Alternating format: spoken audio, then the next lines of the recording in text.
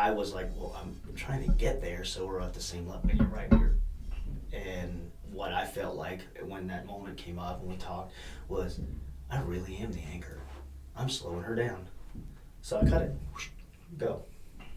Explode. Take it by storm. And I will give everything I can to make it happen. Yeah. It's almost as if you gave her your oxygen tank. Yeah. To keep going. Yeah. Run it. And that's the phrase I told her. Hey, I'm going to be here for you. Run it. That's awesome. Take it by storm. Mm-hmm. And I got no complaints right now. I improved. Hello everyone, thank you for tuning in to Henry's Every Angle podcast. Please remember to like, subscribe, share, leave a comment below, tell me what you think, tell me what to improve. Today we have Tonya and Preston Reynolds. Remembered your first name. They're entrepreneurs, veterans, and they truly know the meaning of the term hardship. And they've allowed hardship to be a growing point within their lives to continue. So I will start out by asking, within hardship, competition, being an entrepreneur, does it come from motivation, discipline? Does motivation have any alignment to any of this? And during the hard times, when motivation is gone, what is your take on continuing to step forward? All right, so those are good questions. Yeah. Let me just apologize for my voice, guys. I'm kind of got laryngitis, but I think to kind of answer that question in one fair swoop, I would say it's drive over discipline. So for me personally, coming up, I've had kind of a rocky childhood, and it's always been me. I've always had to depend on me. So when it comes to what drives me, I have a very high standard of myself, because I feel as though if I don't let up on what I'm doing, then nobody's going to be there to save me and pick up the pieces. So I think that's where my dedication and drive comes from, is I've always had that aspect of, if not me, then who? Yeah. So that's really what motivates me. And there's other factors that come into it based on different chapters of our lives and different difficulties and experiences. But at the end of the day, for me, that's my guttural why, and what drives me is, if not me, then who? So that's for me. Do you think reliance upon your kids towards the both of you play a huge role into this? Oh, absolutely. Absolutely. Absolutely. My boys, we've got 3 boys, and being a mom, I want to lead by example, and especially with them being boys. I mean, I have 8 brothers, no sisters, so You're ready for this. Exactly. And so I don't want them to think like, oh, mom just stayed at home, or, you know, mom was in the military and now she kind of just hangs out. I want them to be like, my mom's a badass. So that's kind of part of it too. But they are definitely our driving factor. They are all supportive. They are like, let's go, mom, let's go, dad. And they come to the gym with us. And so, especially on the competing aspect, when mom's in prep, we're all in prep, and they are cool with that. They eat chicken, rice, and broccoli with me, and they're always like, mom, should you be having that? Or, you know, so they are definitely on, like, part of the journey all the way through. That's awesome. It Yeah. almost sounds like they're, how do I say this? They're being authorities over you staying disciplined. Yes, that. And they watch their dad, so they want to be just like their dad. So he is a huge part of my whole journey in bodybuilding. He's my training coach. He's my bodywork guy. He's my support system. So they see their dad supporting me and doing the certain things to help me along my journey, and they want to repeat that behavior. So, for example, just, I was baking and everything for the holidays for other people, and my oldest goes, you've worked your butt off since you've gotten back from your show. You need to rest and relax. And he's like, you don't have to do any of this for us. We don't have to go do this. We just need you to rest and recover so you can be your best. That's awesome. And he does stuff like that. It makes me like so grateful. But that's because they watch their dad say the same things to me. So it's really cool to see. Sounds like you're doing something right. Most of the time. No, well, you know how it goes. For me, it's always been lead by example. And I would never ask anyone to do something I won't do. Right. So, for me, this is my world. My kids are my world. Everything else, we can shut it off, right? That is my driving force, is family. And I want to be the best we can be. Yeah, could you close the door? Yeah. Didn't even think of that. I want to be the best we can be. But in doing that, I can't be my best if they are not. Right. If that makes sense. Oh, it 100% makes sense. Like, you want to do your best, but if they're not able to do their best, you almost feel as if you have to pick up after them. Mm-hmm. And if everyone's doing their best, it's you're giving 100%, mm-hmm. you're giving 100%.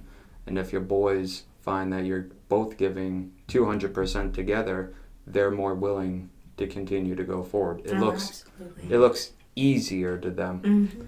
just doing the right thing. Absolutely. So you just got done a competition, bodybuilding competition. Yep, I just competed in the NPC National Championships in Dallas, Texas. I'm a figure athlete, so this was my second time at nationals, my fourth show overall. So yeah. I did two regional and 2 national shows. Did you had to get some kind of qualification through the regional before going to the national? Yeah, so I started my bodybuilding career in 2016. Mm-hmm. I placed first in Armed Forces in my class and second in True Novice. And then I competed again in 2018. 2018. Yes, yeah. And no, not 2018, sorry. 20, was it 22 or 20? 22. 22. It was 22, 23. There we go. 24. Yep. So 22, I competed again, and I placed second and third. Mm-hmm. So second in Armed Forces, third in Open. And I got my second in Open. Second in Open, sorry. That's how you get your qualification. Yep, second in Open. And then I was qualified for nationals, and then in 2023 I went to my first national competition in Dallas, and I placed fourth. And then just now I placed a third. We were shooting first, of course, but ultimately second as well to get my pro card, and we were off just by a couple of points. Overall size was needed, so it's not what we wanted, but we did make a lot of improvements. So, yeah. You find it a learning curve? Yes. So, in every aspect. This show, okay, so with competing and with everything in my life, I've always put a lot of pressure on myself to be the best. So military, put a lot of pressure on myself. Having kids, being a mom, put a lot of pressure on myself. Training, all the things, I've always put a lot of pressure on myself. When it comes to bodybuilding, I saw it as a challenge, and for the first 2 shows, I just kind of wanted to get my feet wet. It was something, after having kids, it wasn't me being mom, it wasn't me being wife, it was me just being Tonya and what I like. And since being married at a young age, I'm still trying to figure who Tonya is. And in bodybuilding, I found that. I found the dedication to the nutrition, always being on plan, pushing myself in the gym, those are the things that weren't hard. They're not hard to me. They just feel natural to me. So and then also being on stage, I love being on stage. It's my favorite part. I love getting all glammed up. I love all the things. So you don't get nervous going up there? Oh no, I'm a Leo, so I love the limelight. Look at me all the time. Keep talking. I'm just going to make sure I press record at the same time. Okay. The stage presence is one of her.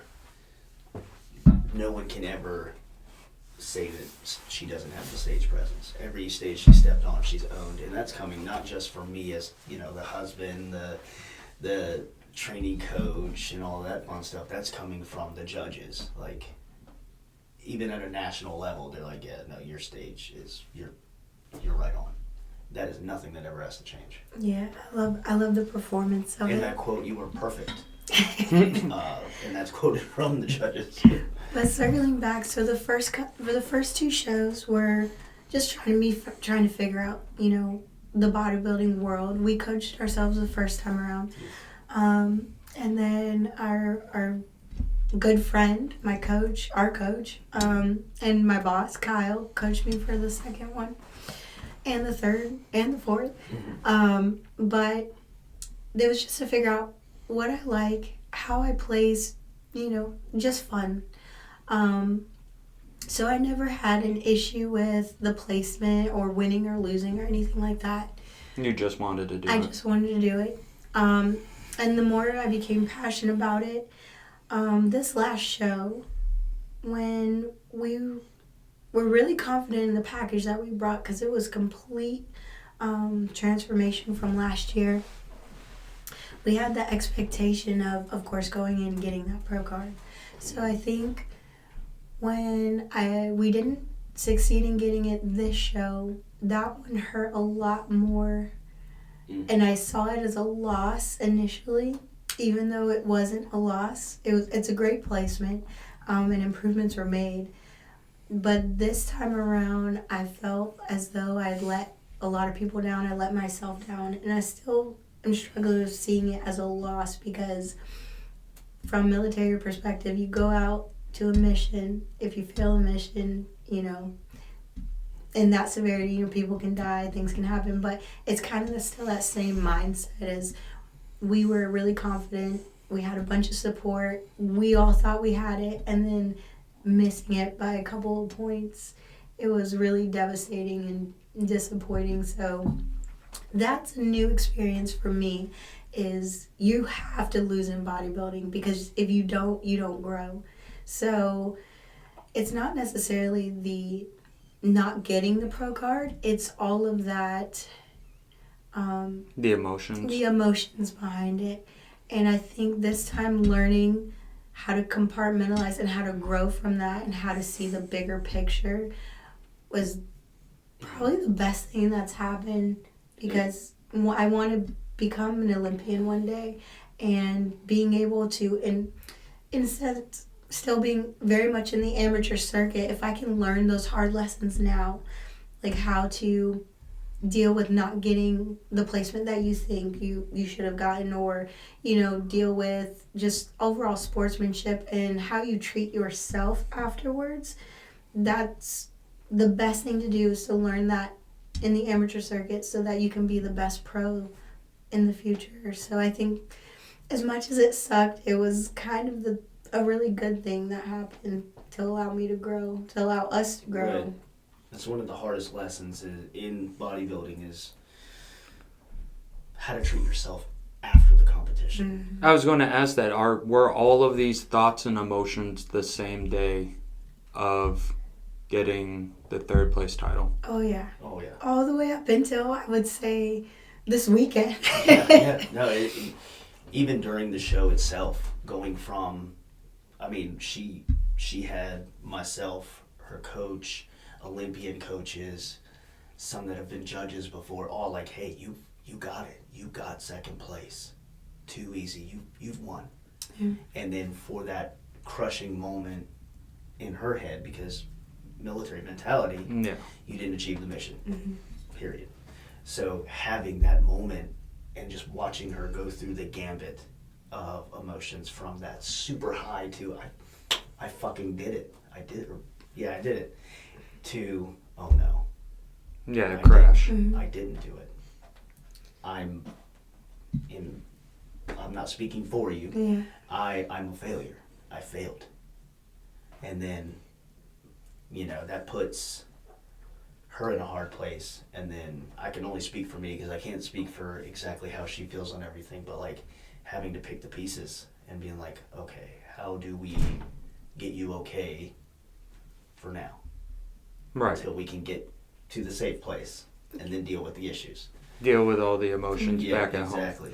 And it's really a gambit of things because it boils down to you put your life on hold pretty much for a certain amount of time during prep. So like your off season, your relationships are strong. You're still able to do some things. You have energy.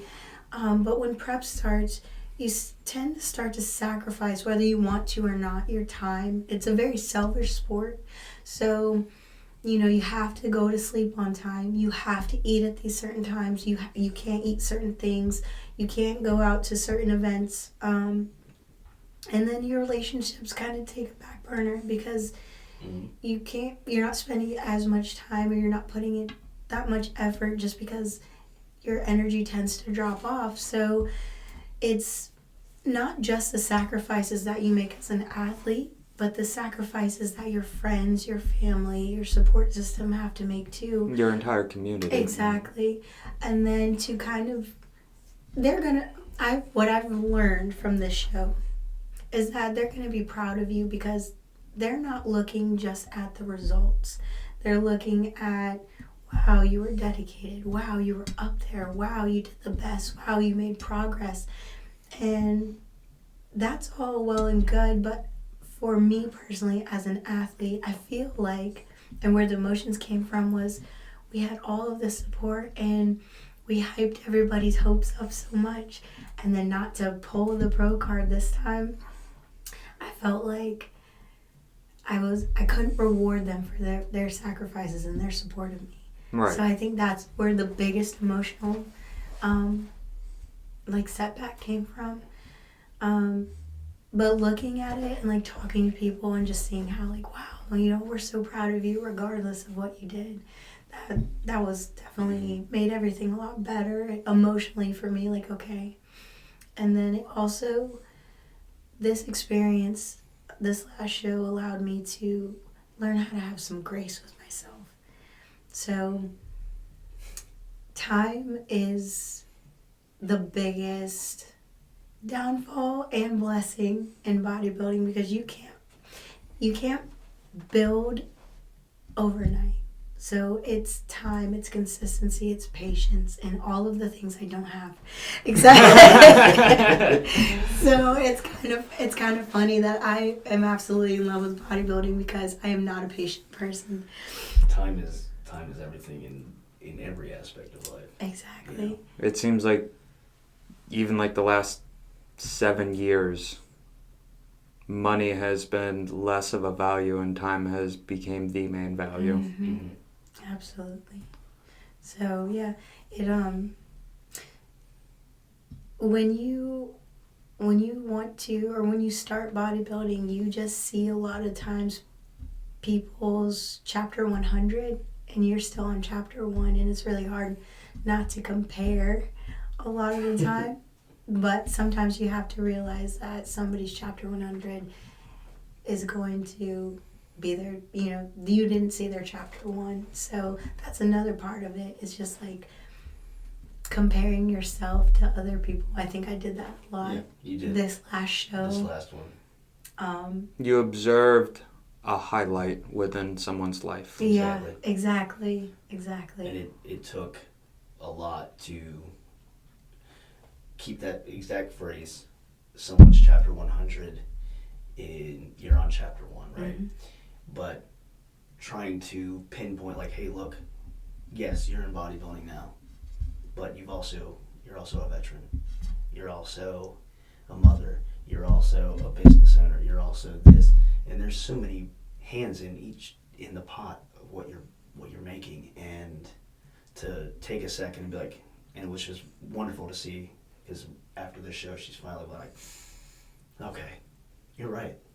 I am all of these things. Yeah, and it's a lot. Yeah. People don't realize all that, and you always have, like, them internet trolls that are like, oh, you need to do this, need to do that, and they have no clue everything else in the background.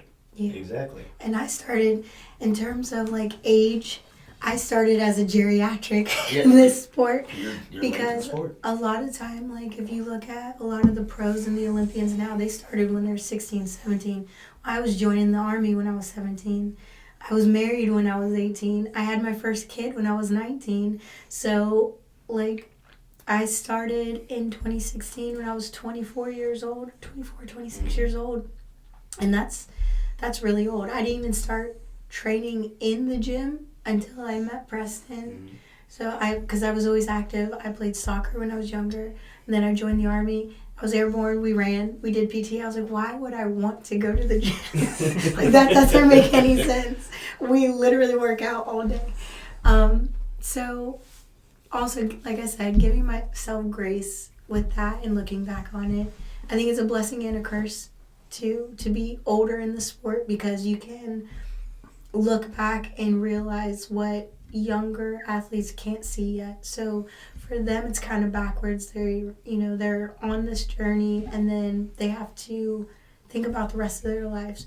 I kind of live life, and I can see now like where I want to go in this, but it doesn't define me. It's not my whole, existence. I have my husband, I have kids, I have community to fall back on. So I think that's a benefit too. But overall, to bring it rapid, this last show was the biggest learning experience for me, just overall with everything. So I'm excited to take from what I learned from this show and apply it this year and next year and however long I decide it takes me to get my pro card and make it to the Olympia. I was going to ask, did you already make plans on what's next? We have no huge expectations Yep. now, just because we are the way we are. Yes, there's a plan A, B, C, D, of course. But the biggest thing is, and what we discussed, because we don't want to jump straight into something and not be ready. So the big one is, all right, what we're going to do is match that picture you have or she has in her head, and match that. And then when we feel, all right, that's it, or when she feels this is the look, then we're going to run it. Now we're going to prep like we're going to the next show. And if we get close and we're like, then we'll push on to the next one, and so on and so forth. Because she's already nationally qualified already for this 2025. So I'm re-qualified. When you place top 5 in the national show, you're automatically re-qualified for the following year. So regardless, I do have to compete this year at some national show. But depending on like how we grow, again, time, that will determine like which show that we do and kind of like the drive behind it. So if we are just working on growing, and if we can make enough size to where we're like, all right, this is a pro package that we're bringing, or if we're like, you know what, let's just hold off and just keep growing, then we'll just push it until the end of the year and just to re-qualify. And then that following year, if we put on everything that we wanted to do, or we improved everything that we wanted to, then we'll be like, okay, this show is for that pro card. So there's, like he said, there's like plan A, B, C, and D, but we're not married to one thing this year. Right. Now, you've been doing this for quite a few years at this point. You've seen the growth throughout the past couple years. Do you believe that there's a small chance it just wasn't time yet, and that if you were to just continue with the consistency of doing what you're doing, that will speak volume? Because many people end up going at a sprint after something like this, and then they end up burning themselves out. That's funny, yes. So I am, hi, I'm the problem, it's me. So So we had this exact conversation, and honestly, I phrased it exactly like you just did when we were talking. So, again, circling back to the hard on myself thing, I decided that it would be a smart idea to come back after show and hit it really hard in the gym, which as a coach myself and knowing better, completely the opposite of what you should do.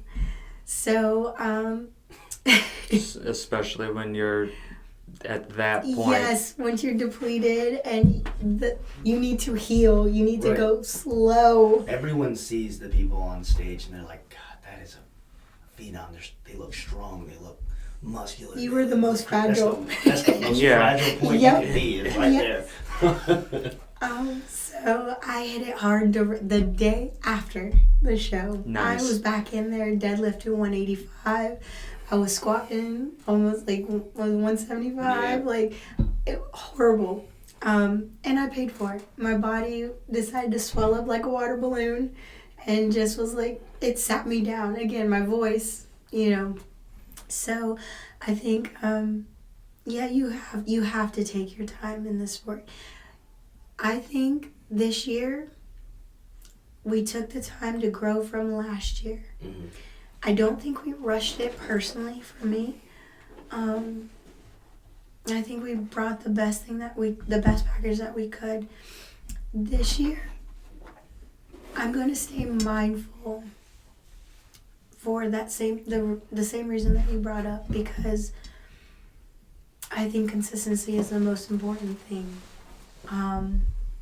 And I think that the more consistent that you are for the longer amount of time, the better that you are. So if you bulk and cut and bulk and cut and bulk and cut, you're not going to be your best package.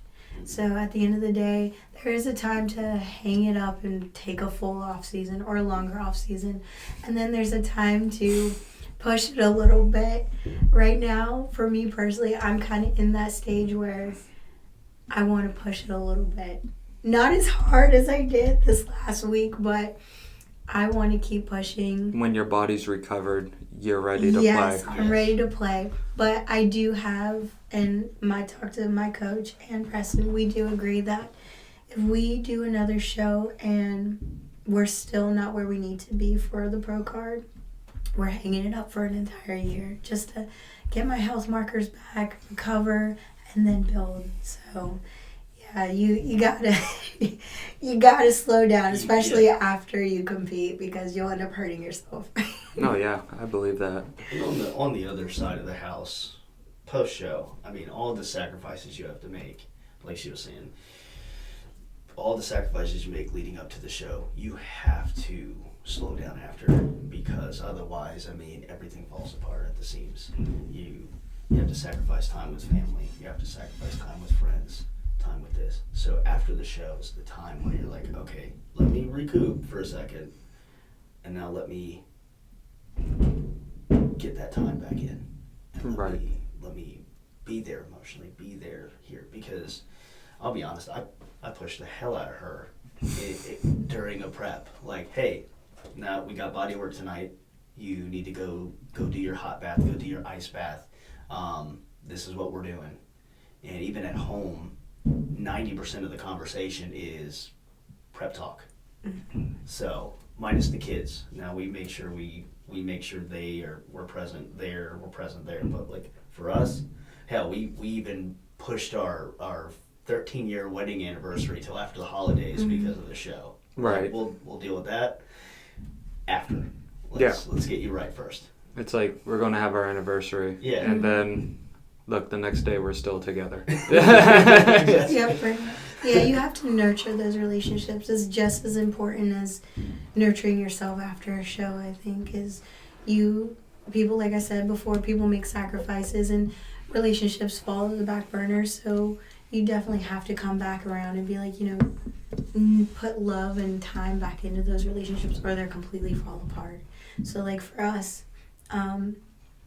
we're going back to like, so we have like stages, like we're best friend stage if we're pissed off at each other. Like we're not married right now, we're best Hey, friends. time out, we're gonna be friends. Yep, we gotta be friends right now. And for some reason it's like a weird brain trick that we just talk to each other like we're best friends instead of like marriage stuff. You can tell your friend, hey, fuck you. Yeah. Exactly. Leave me alone. And then like, so we are pretty much each other's everything. So like different stages come out in different ways. So like for him being my other coach, because Kyle is my primary coach, but he's still my coach as well. We have to kind of like put a pin in that and then recirculate back like married Preston and Tonya and nurture our relationship. So yeah, I think that's definitely important. Consistency than that too, because I mean, we have that sounds funny, but we have like a protocol. Mhm. Like, hey, after show, we go back in the dating phase. Yeah. going on dates, Going on dates, get to know the new you. the new Tonya and Preston again before we get back into, I mean, because life comes screaming in no matter what. I mean, And you're both growing. Yeah. I mean, you're together, but you still grow independently. mhm. Exactly. So like he, speaking of growth, he also competes, Yep. Yep. and he decided to kind of put a pin in his competing for me to be able to achieve my goal of becoming an IFBB pro. And that was huge. That was a huge contention for me because, again, when I started this was for me to find out who I am. And because we're best friends, he was like, yeah, I want to try it too. So I coached him his first show. I hated it. The first time I ever did a bodybuilding show, I hated it. I came in 9th place out of 10. Like, it was the worst experience. I hated the stage, hated all that. And then fast forward to later, now I'm a recruiter, I'm in front of people all the time, I'm talking, I'm enjoying talking. Like, so that whole stage fright era of my life is gone. Right. So after her coach and her, we're like, yeah, why not? You train like a bodybuilder, you eat like a bodybuilder, why don't you do one and see what it's like? And then I eventually was like, you know what? I played with the idea, why don't I do one? And then I did it and I was like, holy shit, I love this now. This is something I like doing.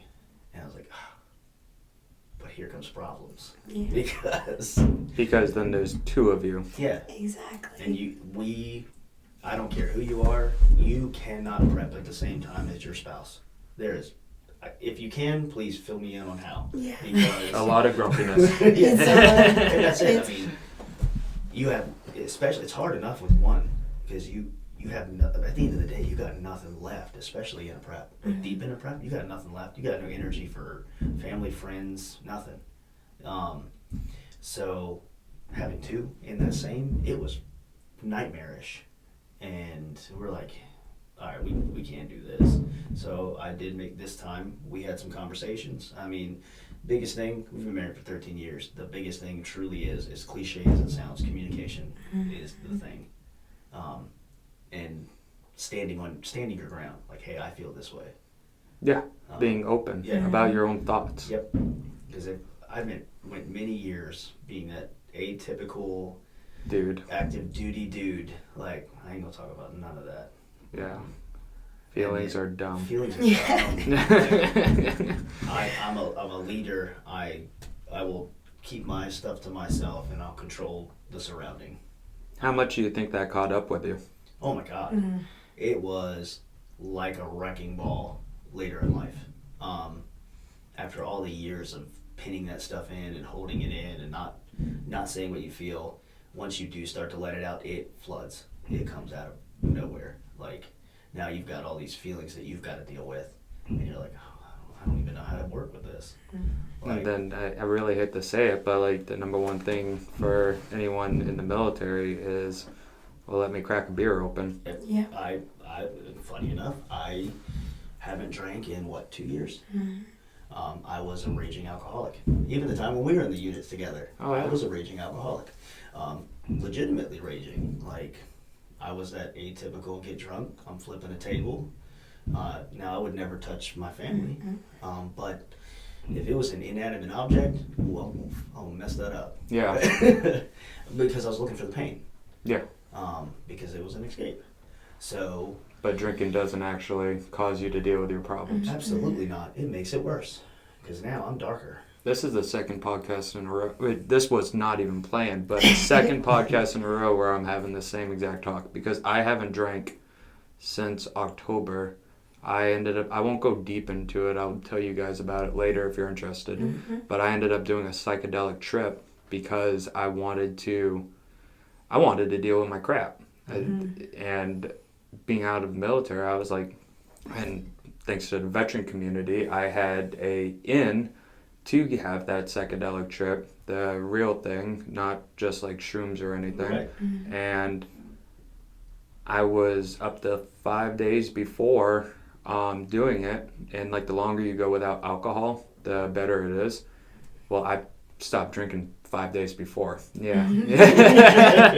But ever since doing the trip, I haven't done it since. And I'm actually going to be doing it. Today's Tuesday. I'll be doing it again because I'll be 2.5 months sober this Thursday. Well, by the time this goes out, it'll probably be done. But yeah, dealing with your emotions is hard. Feeling your feelings is not as easy as it sounds. Being in prep and just this lifestyle, it's worse. The feelings it's worse. Everything is heightened because you're hungry, you're tired. So that was a lot with him competing and me competing at the same time. We both have our own traumas and things like that. And both of us in that fragile, or not fragile state, but heightened state. It was a lot. It was a lot.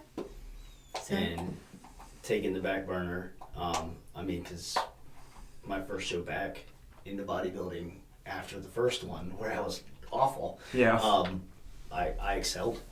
Second and third. I did 3 classes. I didn't place less than third in all 3 classes. And everything worked. The biggest thing was I had to grow, especially my legs. Had to grow them bad boys out. But I didn't do too bad. I felt pretty good about it, especially not stepping on stage in 7 years. And with her and Kyle's help, it was phenomenal, which really made the itch strong. So I jumped back in prep, and then once I took a whole year to grow, and we've grown a lot. But now I'm just going to continue growing because I'm still in the lifestyle. I'm just taking a pause on hopping on stage because I want her to achieve what she needs to, because you already know, in the military, your family, your dependents are second to everything. Like, you don't belong to your family at all. No. You belong to that chain of command. And then it also depends on how committed you are to it as well. It separates 1 and 2 much further. Exactly. And then now you got to separate that time, and then you throw bodybuilding in the mix. So it's like, this is it. I'm starting first class Reynolds, a bodybuilder, and then a family man. Something's not right here. So I just flipped it completely. I was like, no, this isn't working. Time out. You know what? You do your thing. I'm going to be here for you and the kids. And that was the key phrase. I'm not going to be with you. I'm going to be here for you. And that was the aha. Like, all right, that's it. Let me be here for you instead of let me do it with you.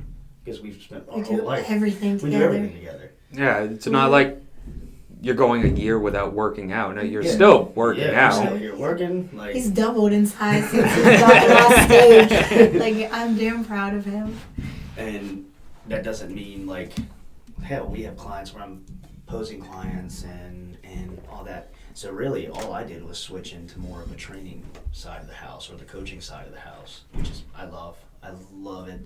More hands-on in the business. More hands-on in the business, which is great because in the military, right? I'm a recruiter, so as a recruiter, it takes way too much of your time. Yeah. I get maybe 2 weekends a month home, and so there it is. We got a business going. I'm recruiting. Hey, look, I got to go down to Charleston, West Virginia from Martinsburg. Which is like a 4-hour drive. 5-hour drive. 5.5 hours, yeah. For the next 2 days. So I love you, but I'll see you later. Yeah. And that's a constant because up here in the Panhandle, we're always traveling. So. Yeah, bodybuilding and recruiting, they're not best friends because consistency is non-existent. It helps with the image, right? Yeah. But no, definitely not. But I would not.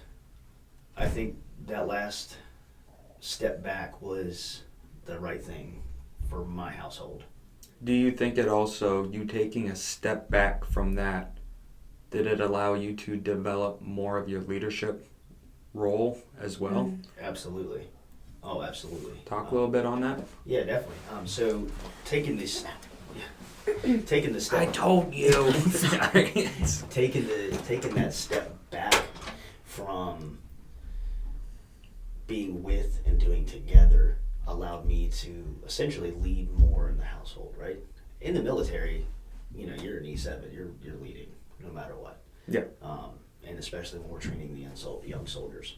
But you and I both know, like, you could be an E7, you could be an E6. I left as a 6 by the time I got out. You could hold the rank. Yeah. That doesn't mean you're a leader. That doesn't mean you're a leader. And if we're being honest, right, there is a lot of non-commissioned officers that are not leaders in the military. Yeah, they might be good at barking. Yeah.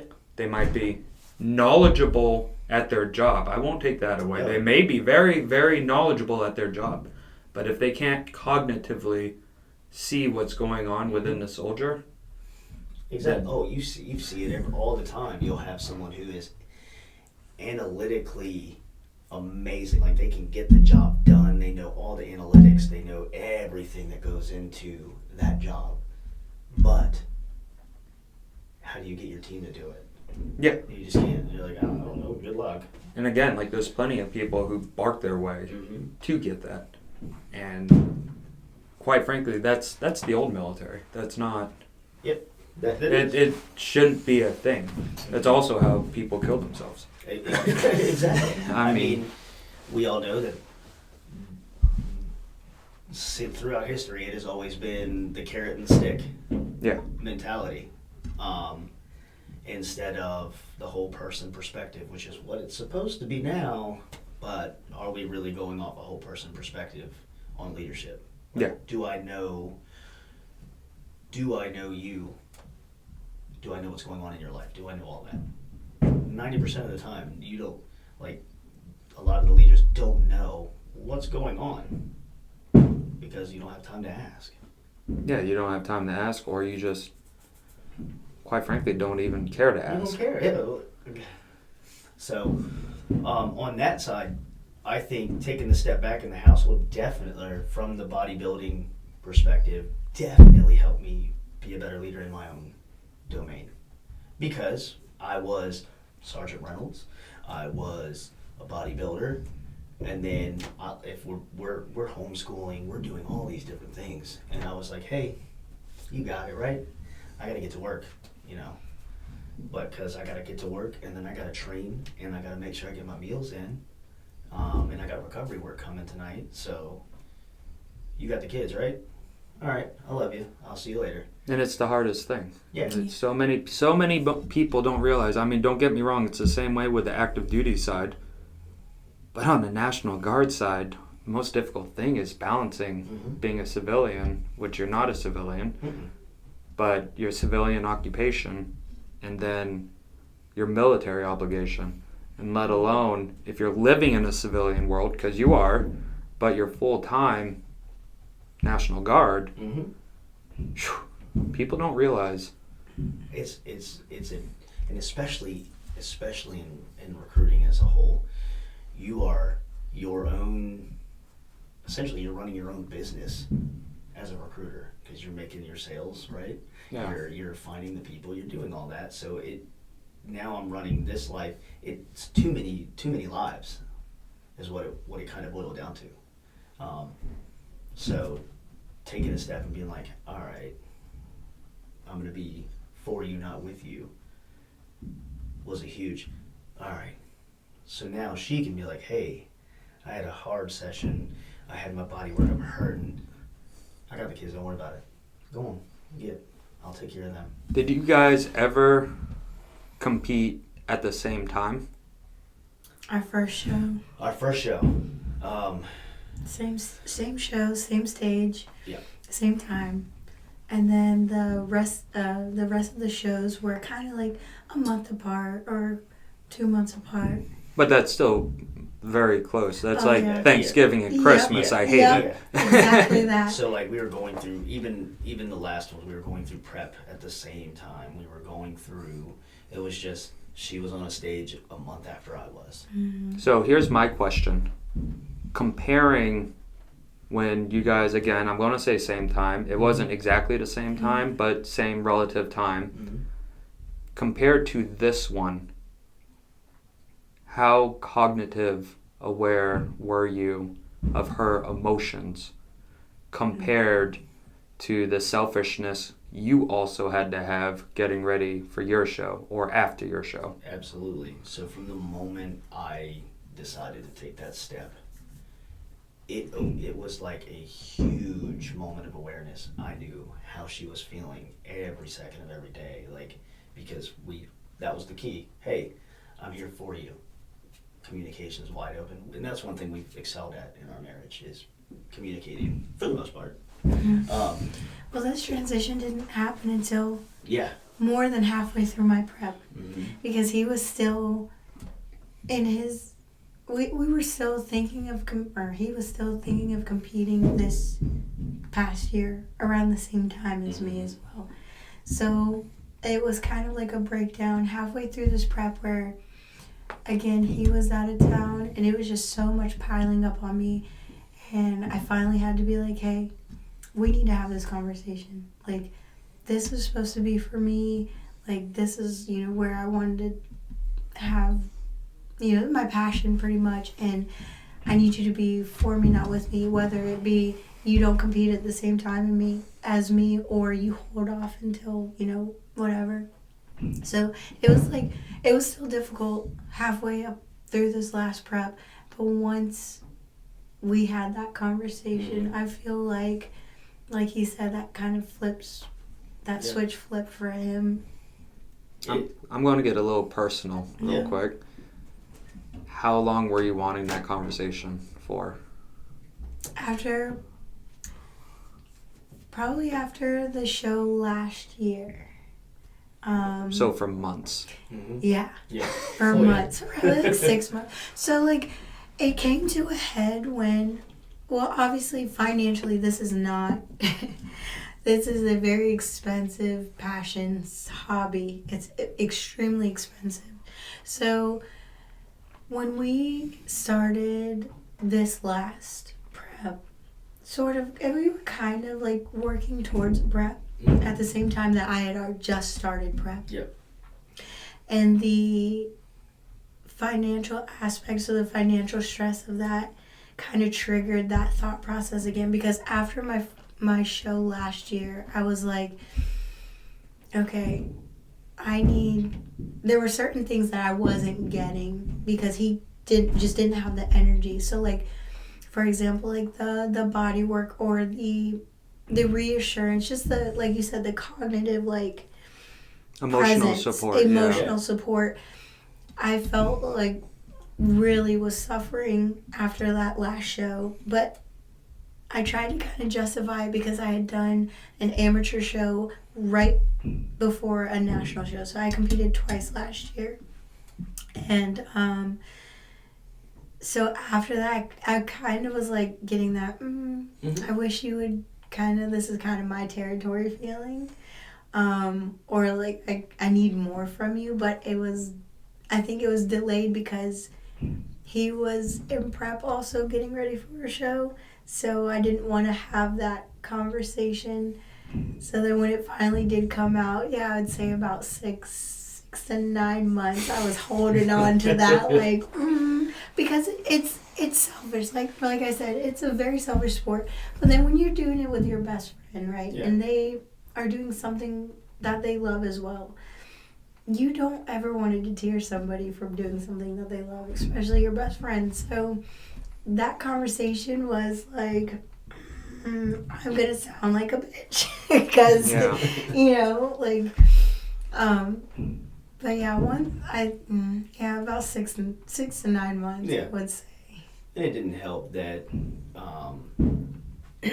on the work side. I was thinking that. On the work side, like for me, do I have some love for the military? Obviously, I'm still in, right? It's an addiction. Yeah, it is. It really is. It's that severe addiction. But I was away at schools. I went to MRT last year, our Master Resiliency Training. I went to other stuff. And it was like, all right, I'm doing this, prepping. But like for me, the fitness has always been my thing. Always. Since I got certified as a personal trainer when I was 16 years old and maintained certifications throughout my whole life. PT has always been my thing. It's therapeutic. Exactly. And then post-deployment, it saved my life, without a shadow of a doubt. From yourself. From myself, yeah. Absolutely. There was way too many times that I was suicidal, and a good workout was enough to ease the edge off. Like, all right, I'm not going to do it today because I got a good workout today. Yeah. Let me go do that instead. And it's one of those things where, like, we were talking about alcohol. In a sense, it's the same thing. Mm-hmm. I mean, obviously, one's healthier than the other, but they're both. I'm saying on the lines of. Yeah, no, absolutely. Yeah, it's you're prolonging your problems. Absolutely. Which, I mean, I've done plenty of times. It comes with the territory, right? Yeah. But no, it is, and that's kind of what it kind of boils down to. It's another addiction, because, I mean, bodybuilding extremely healthy? No, that's rough. Okay. When I said one's better than the other, I meant working out. Yes, yeah. it is. I meant working out is better than the other. Bodybuilding is not healthy. Bodybuilding in general, competing is not healthy. Yes. But no, yes. So especially if you want to work out hard, yeah. right? Yes. But yeah, it was a lot going on, a lot of time away, and then I had the blinders on for that portion because we didn't have the conversation. So in my head, hey, dude, this is great. We're doing this together. It's something I have now found a passion for. It is, and it goes with our business, so it's all's good. And of course, because of time constraints with working, gone, coming home, we're both in a prep, like we didn't even have the time to sit down and talk about it. Let alone kids. Yeah, and then kids, like that is literally our time is like every second of the day is the boys because we homeschool, we do everything. So her and I had to put each other on the back burner. Not that we still are happily married and do all the things that go on with that. Even squeaking in a date or two here and there when we can. But even that, like it took us a second to be like, holy shit, we really haven't talked in depth until that moment. And it was like, you know what, It was all business. Yeah, it was all business. Time out. Because it was just going to fester. Mm-hmm. If the conversation wasn't had, then... But I speaking from me, I feel like I would continuously not have those things checked that I needed to be checked for me to be better, but also for him, because not being able to give him that same, like, kind of like a swing, so not being able to give him that same attention, the same,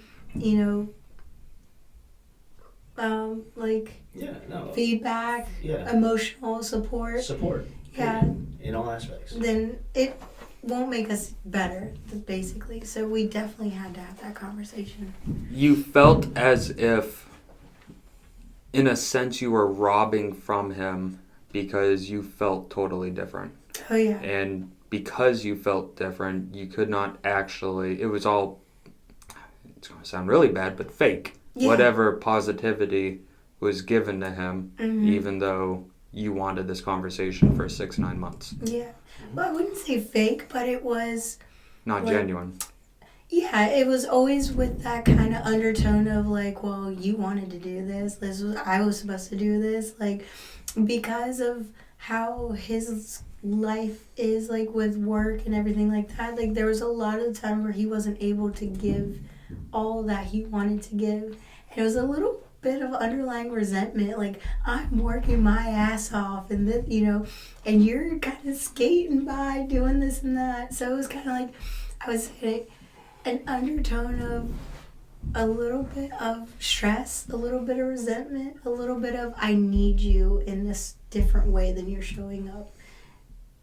More so than more so than fake. I wouldn't call it fake because I want him to succeed in anything he does. But at the end of the day, like, if he's not going to be able to do it 100%, then, to me, I'm just like, well, why do it at all? Which is what I'm trying to learn not to do. Did you feel as if it was robbing your purpose? Not necessarily my purpose, but again, I've got into bodybuilding just to find out who I was.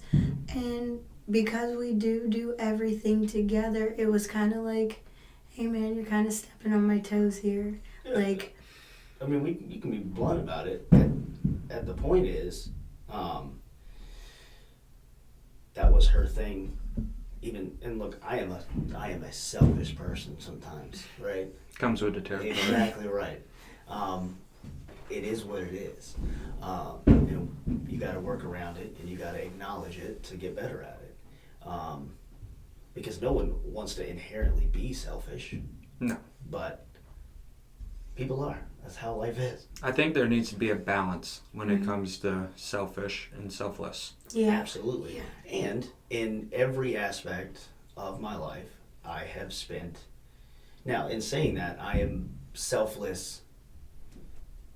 It's the selfish thought process. I think you want this, so I'm going to do this for you. I think you want to do this. But I thought it, not what I actually heard or what was stated. It falls back onto communication. Mm-hmm. Exactly. So there is pitfalls in communication throughout a marriage, a partnership, co-owning a business.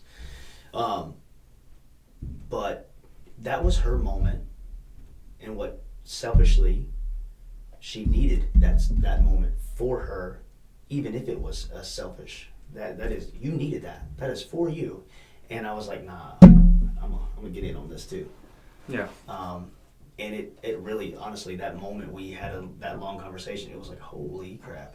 I didn't even see it like that because I saw the positive side of the house of it. We're doing this together. We share a business. This is lovely. I love this. This is awesome.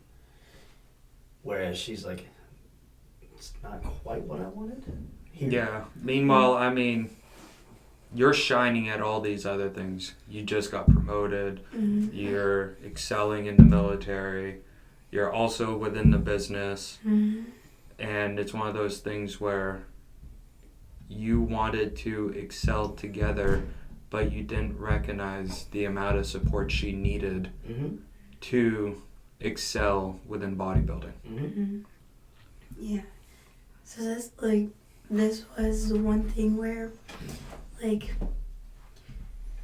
again, I found it and was like, wow, this is me. This is, I like this. This drives me.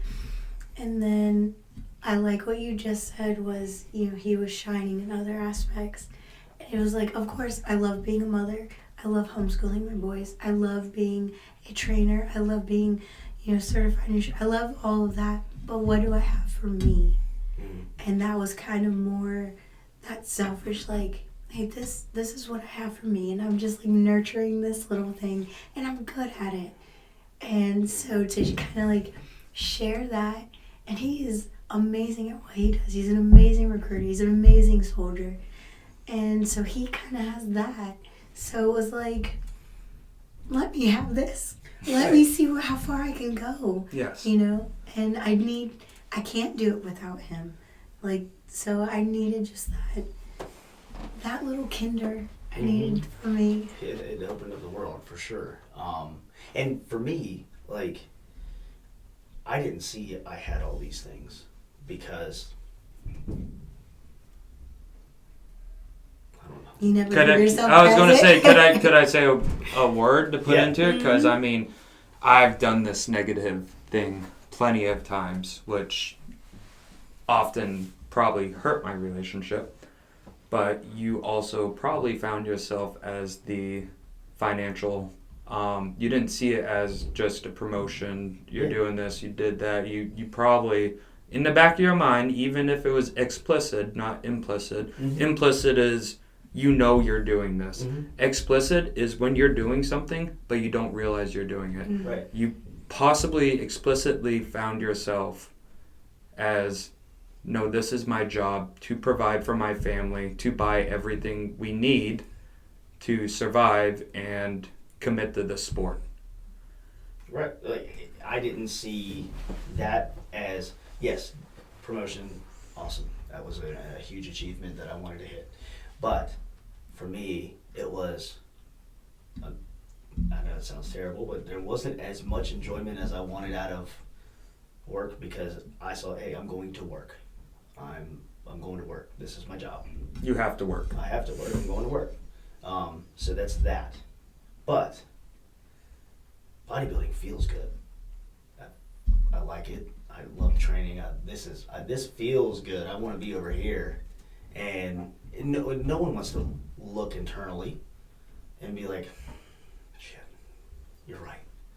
And that is one thing throughout my marriage that I am happily engaged in, that she gives me that perspective to look internally at things. Like, because in my head, everything I do is for her and my children. Everything.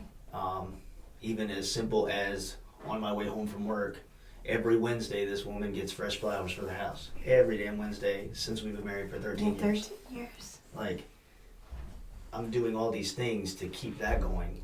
And I'm like, oh, romantically and emotionally, I thought we were great because everything's going well. I'm a damn good husband. I'm a damn good father. I'm a provider. So why are we having problems? And it was like, no, I just wanted something. You think you were sprinting? Oh yeah, 100%. That is the hardest thing I've had to learn, is how to slow down. Well, that and you, he's very much, I need to be attached to him because we're very, very close.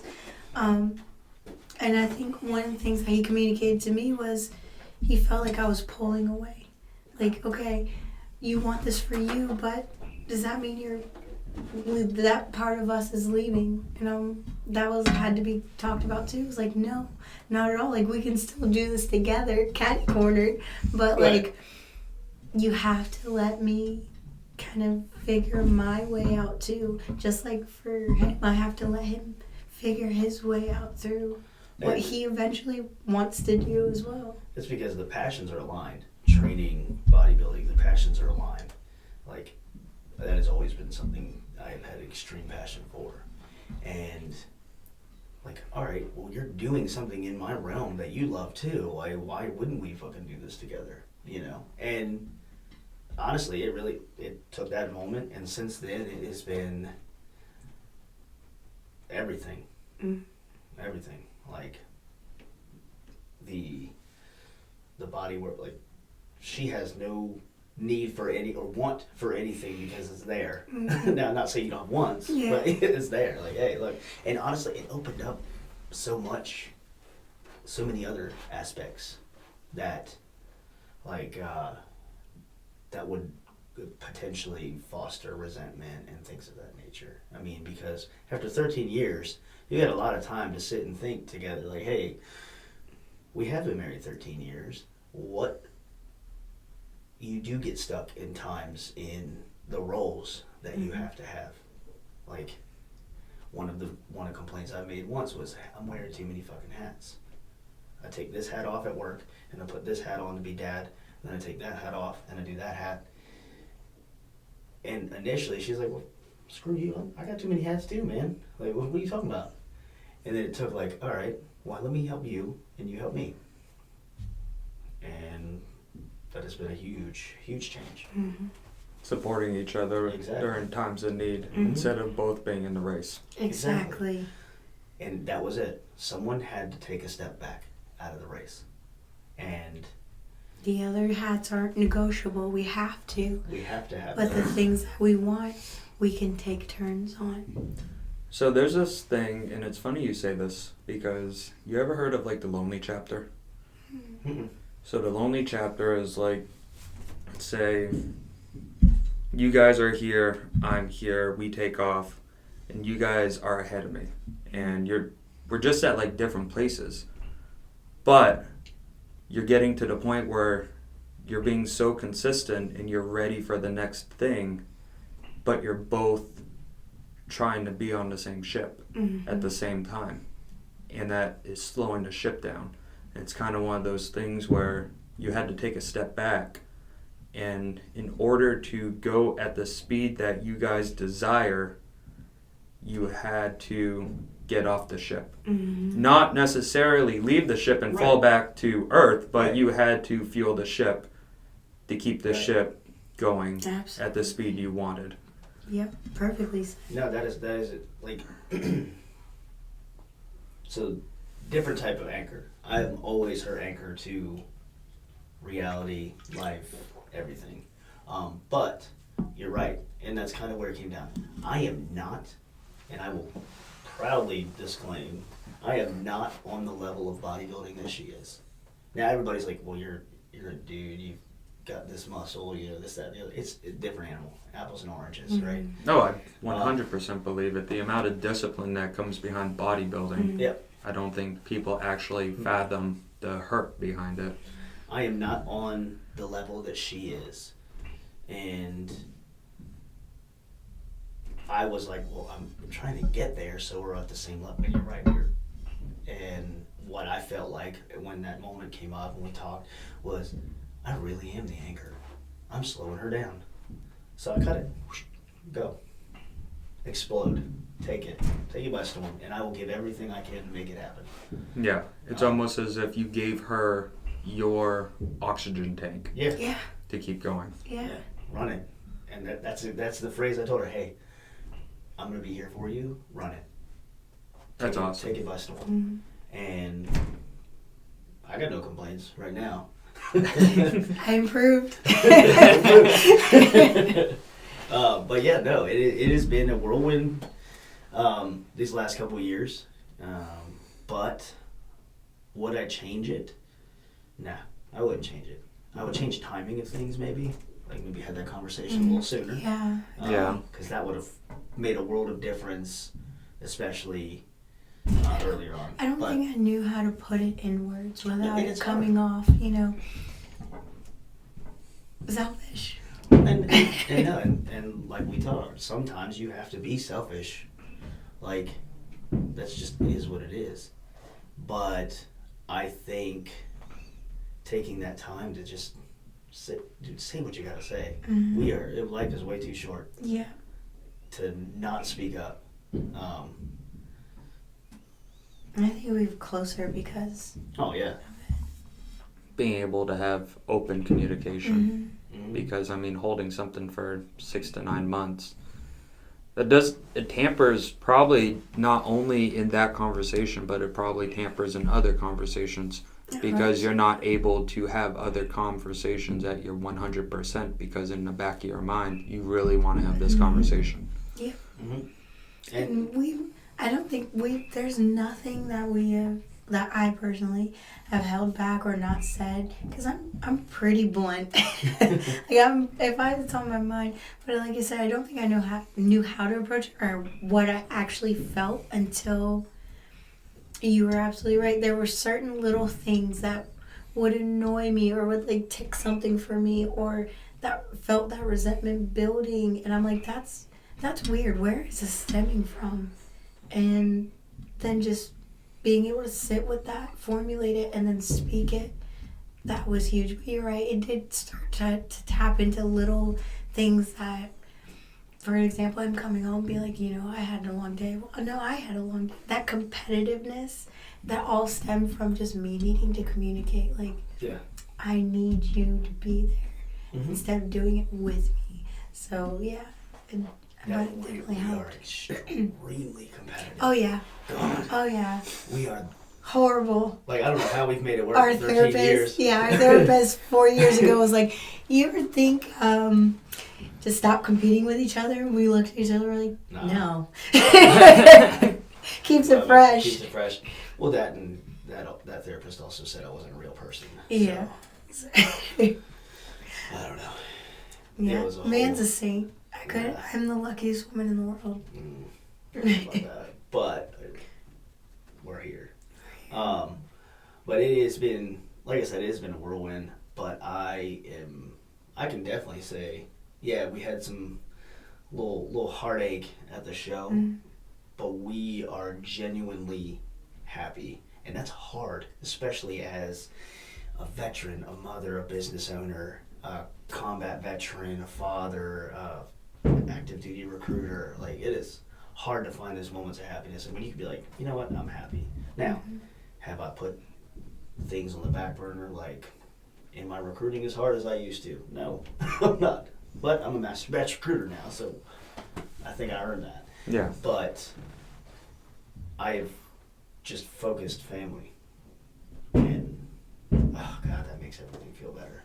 It really does. Yeah, because I mean, we all know there's many E7s out there that have been divorced. But first thing they tell you when you get in recruiting, you're gonna have a divorce. And I was like, hold my beer. Challenge accepted. Yeah. Yeah. Joke's on you. I'm not going anywhere. Yeah. And then you're like, oh my God, Yeah. I need to change something, because if I keep following the same shoes as these guys, that makes it even harder too, because he leaves you to go to work, and he's filled with all these individuals who are going to try to put things in your head, maybe not meaning to, Right. but they just do.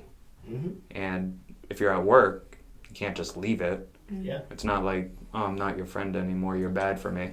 Exactly. Yeah. And well, you know how it goes. Hey, get to the unit now. Hey, babe, I gotta go. And I think coming from, because we were both active duty, I think that plays a huge role in it. Like, I know that when he took this job 8 years ago, no, 6 years ago. 6 or 7, yeah. That one was hard because we both agreed that we were done. But when he took this job and he was going to be on active orders again, I looked at him and I'm like, you don't belong to me, you belong to them. But coming from knowing that understanding of this is the job and this is what it's going to be, I think that helps way more than, for example, military personnel and civilian personnel being married. Because no matter how much you try to keep the civilian spouse up to date and everything, they won't have that fundamental understanding of why. You just can't say no. Like, that's not an option. No. So I think being dual military and knowing that when they say you have to go, you have to go. Because if you don't, the repercussions are not going to be worth it. I think that makes a big difference too. And even the stuff you could say no to, they remember you saying no. Exactly. Oh, yeah. Oh, yeah. And they're not going to go to you again. So it's like I understand, like, he's going to SQF or going to, like, a new school for points and all the things. He can say no. But I know that that's going to damage his military career. So opportunities don't always come. I tried to say no to Master Resiliency course, like, a bunch of times. And she honestly, she's the reason I went to MRT. Because she's like, no. My last prep You're left going. for 12 weeks No, it was only... or 8 weeks. No, that MRT was only 2. No, those Oh, that was SLC. SLC. Yeah. That one, you can't say no to that. And I was in the That middle of the prep. in case you don't know, that's what he needs to get promoted. Yeah. Literally. Senior leadership course. Yeah, that's how you... Well, now it's a little different, but that's how you needed to get your 7. Yeah. And yeah, there was no. It was like, hey, you're going at this time on this day. This is your course. I'm like, oh, shit. Luckily, we had some time in advance to know when it was coming, and she had just started prep. And I was like, all right, I gotta go. And then later, because I went to that course, and then I went to MRT, another one, the Master Resiliency, and that one was like, absolutely not. I'm not doing that school. No. And she was like, no, that's gonna look good. You need it. I was like, yeah. But again, during prep. Beginning of this prep, this last prep. And she's like, no, you need that one. That Do you one's think gonna look acceptance made it easy? Acceptance to... Acceptance to these schools allowed him to further his career. Oh, yeah. Absolutely. I think, like, he's a friggin' rock star. Like, I think he keeps his family in the forefront as much as possible. Do I think if he was able to put all of what he wants into his military career, he'd be far excels, yes. But he is very much a balance, and he will not put military over family as much as he possibly can. But yeah, I think at the end of the day, like, he's good at everything that he does as a soldier, as a father, as a friend. Like, it's him believing in himself is the problem. That's the problem. So when he does get accepted to these schools, and when he is the top of his classes, like you were talking to him before, it's kind of like just a mental check for him. He doesn't take the time to recognize, like, wow, I just did that. It's just on to the next, on to the next, on to the next. So I think... complete the mission, drive on. Exactly. Yeah. So, yeah. So where does all of this lead into, because we haven't spoke on it yet, with your business? Yes. So, especially, like, with... Are you talking, like, from how does the military lead into the business? Both all together. All of it. Between military, bodybuilding, and relationship support. We wouldn't have a business without the support. I mean, when it first opened, that was the hard part, especially for me. And I can only speak for me because, like I said, I don't speak for her. It was going from work, and I'm diving through regulations all day, right? And working, enlistment packets and doing things like that. And then come home, and I'm trying to help build a program for someone. And it's like, oh, shit. This is a lot. So I noticed as she's building a program, I'm sitting there watching and just giving input. So like an assistant instead of a co-owner. You knew where the support was needed. Yeah. Mm-hmm. And that was a learning curve. And then finding your role. Like, it allowed us to work a little bit, especially with the support, to find a role in, okay, you do these training plans, I will do this. You do this, I'll do this. And just communication and support helped that thoroughly. Give me 1 second. Yeah, sorry. You're good. So sorry. And then as far as like the military, everything I'm doing in the military is to benefit. I know I'm going to use it the way it needs to be used. It's going to benefit my business. Like Master Resiliency skills helps with coaching and training. MRT or MFT, Master Fitness course. That's going to help there because everything I'm doing, the networking and all of that is essentially going to take over. And of course, all the leadership skills. I mean, you at least got to be somewhat of a leader to make it to E7. Yeah. Because otherwise you'd be done at E4. Yeah. They don't just give, well, they shouldn't just give They stuff. shouldn't. Most shouldn't just give promotions, right? Yeah. But no, and I think everything we're doing now is to build the business more. And I mean, the bodybuilding itself, just with her being so immersed in the industry, has been a huge boon. It has brought business from every aspect, from coaching to lifestyle clients to notoriety. I mean, going through the gyms and just being like, hey, your wife did amazing. And she looks so good, and you guys look great. Because we train together most days. Right. Y'all look amazing. And it goes into, hey, think you could help me with a meal plan? Like, yeah, we got you. Too easy. Just having that notoriety helps. And It was almost as if it's an image. exactly, it is.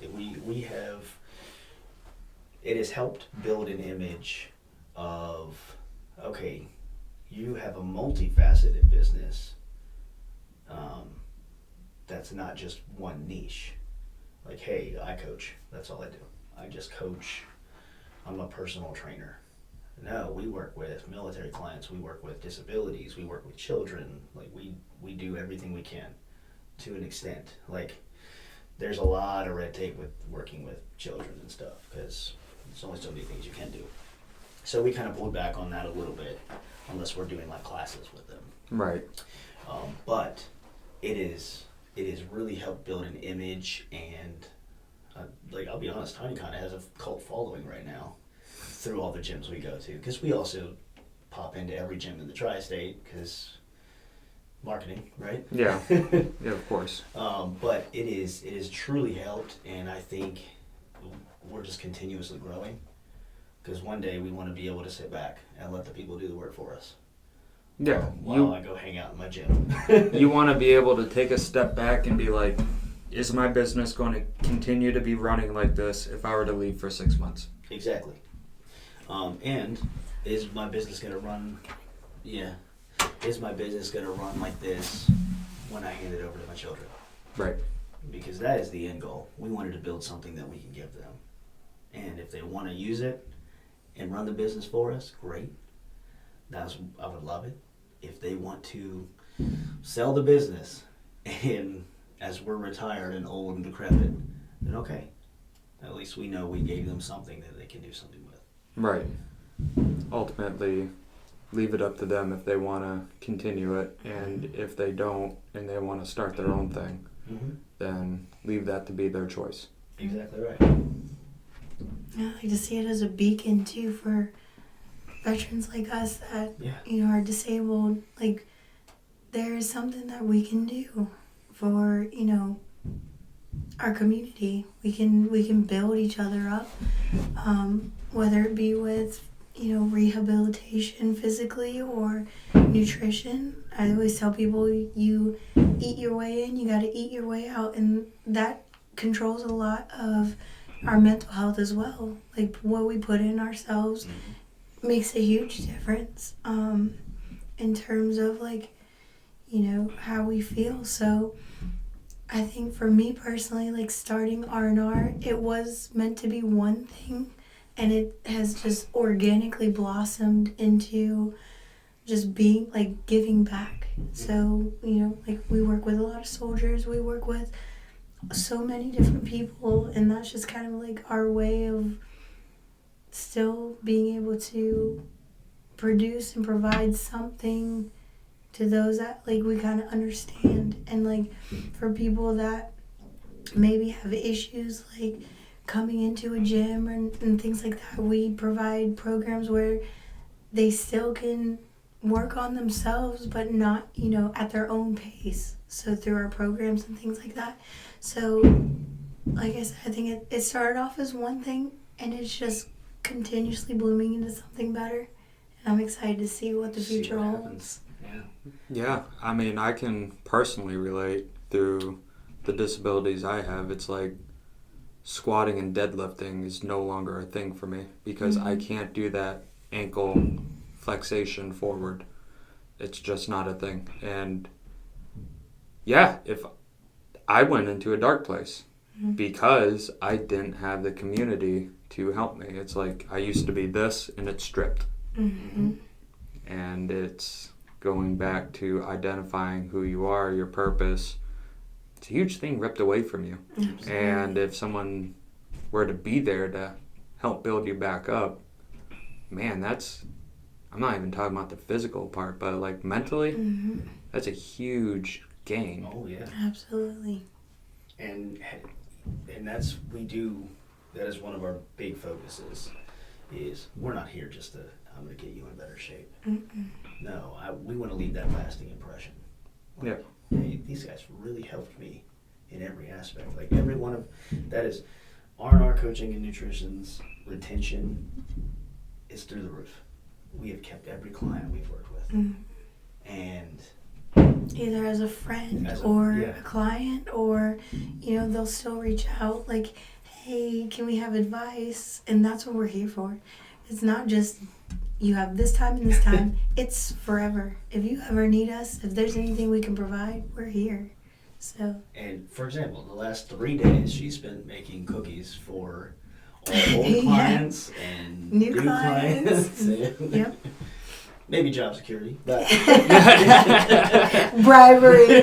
This sounds like Planet Fitness with pizza. But no, it was because you're like, hey, you guys have really helped us this year grow and be better at what we do. Here's a little something to a little sweet treat to show that we appreciate you. Yeah. And it has been lovely. And I'll be honest, watching this one grow this year, I mean, has been astronomically amazing. It really has. This is her calling. And it took a while for her to realize it, but this is it. And then you're talking about the helping people? Yep. Yes. Helping people, period. This is it.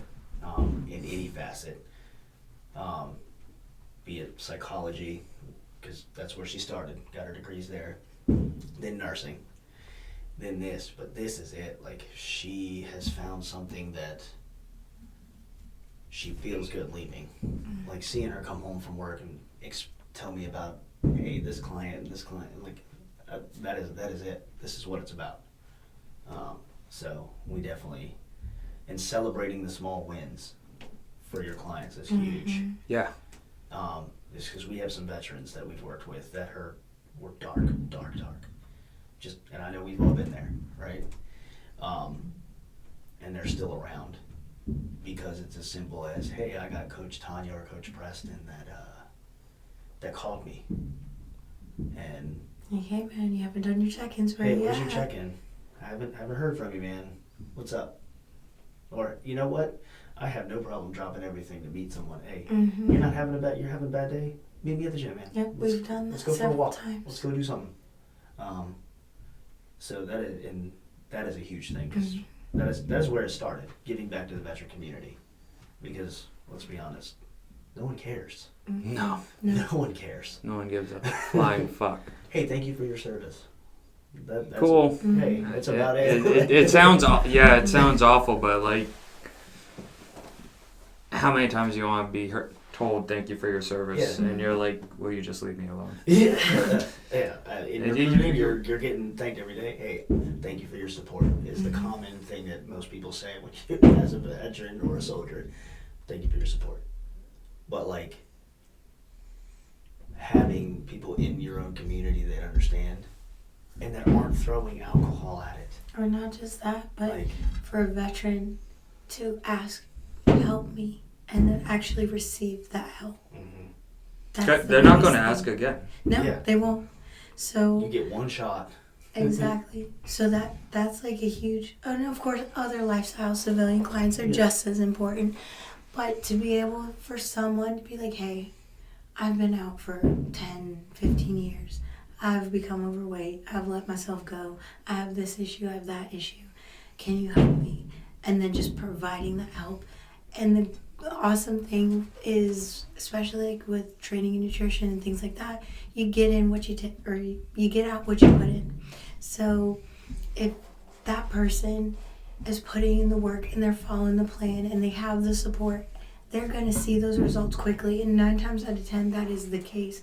That first 2 weeks to 4 weeks, they're like, wow, holy crap. They see results and they're like, I can do this. Yeah. And it just gives them that power back. Just even if it's just a little bit. They regain control for themselves, which is our guidance. That's all we do. We don't do the work for them. They have to do the work. We can't cook for them. We can't make them train. We just provide guidance, and sometimes that's enough. And that's the most rewarding thing. It's just, we're here, and we show up. Exactly. I'm going to show up. One of the craziest things we noticed when working, especially in the veteran community, civilian side too, but the veteran community, we have things we do phone calls with everybody that want to work with us and stuff like that, and we talk to them. How many times have we heard like, hey, what do you enjoy doing? And this is a veteran been out, we'll say anywhere from a year to 10 years. Yeah. I don't know. I don't know what I enjoy. You're like, do you like going for walks? Do you like working on a view? Like, what do you like? I don't know. Yeah, I go to work. And I come home and They're- sit down. They're that stuck in their head. Mhm. And you're like, okay, let's dig in. Mm-hmm. And by the end of it, even if it's something as simple as, man, I had a good gym session today. I feel good. Because we all know when you work out, your endorphins pump, everything feels good for 5 seconds. You're like, all right. Or all the way to, I am now going to a powerlifting meet. Yeah. And we're like, oh, wow, that's amazing. Because they either fell in love with a training style and then they wanted to branch off.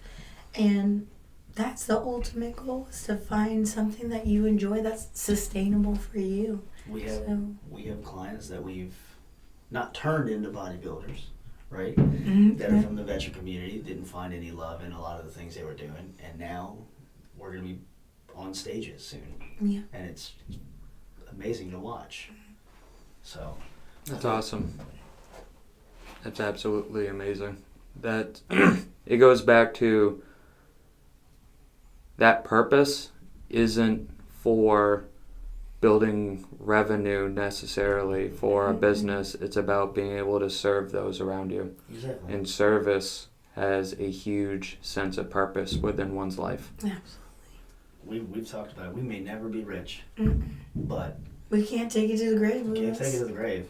And in us helping others, that is it. That gives me that feel-good feeling at the end of the day where I can lay my head down and be like, you know what?